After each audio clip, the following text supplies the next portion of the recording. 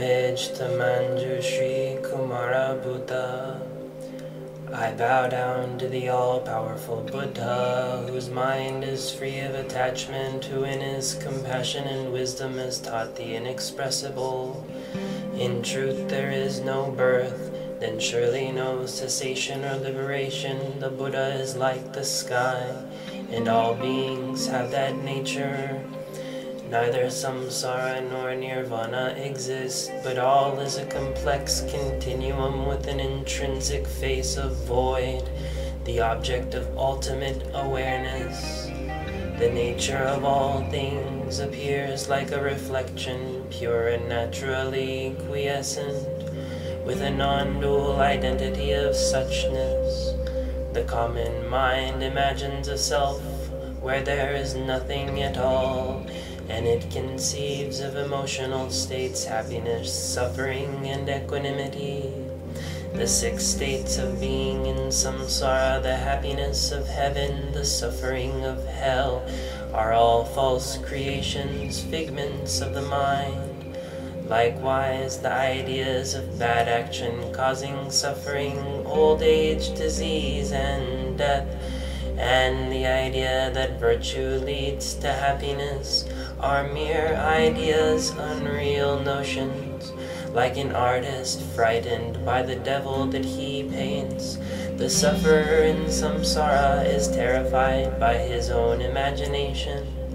Like a man caught in quicksands, thrashing and struggling about, so beings drown in the mess of their own thoughts. Mistaking fantasy for reality causes an experience of suffering. Mind is poisoned by interpretation of consciousness and form. Dissolving figment and fantasy with a mind of compassionate insight, remain in perfect awareness in order to help all beings. So acquiring conventional virtue, freed from the web of interpretive thought, insurpassable understanding is gained as Buddha, friend to the world. Knowing the relativity of all, the ultimate truth is always seen. Dismissing the idea of beginning, middle, and end, the flow is seen as emptiness. So all samsara and nirvana is seen as it is, empty and insubstantial, naked and changeless, eternally quiescent and illumined. As the figments of a dream dissolve upon waking, so the confusion of samsara fades away in enlightenment, idealizing things of no substance as eternal, substantial, and satisfying, shrouding them in a fog of desire. The round of existence arises. The nature of beings is unborn, yet commonly beings are conceived to exist.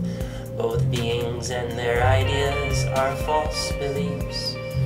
It is nothing but an artifice of mind, this birth into an illusory becoming, into a world of good and evil action, with good or bad rebirth to follow. When the wheel of mind ceases to turn, all things come to an end, so there is nothing inherently substantial, and all things are utterly pure. This great ocean of samsara, full of delusive thought, can be crossed in the boat universal approach. Who can reach the other side without it?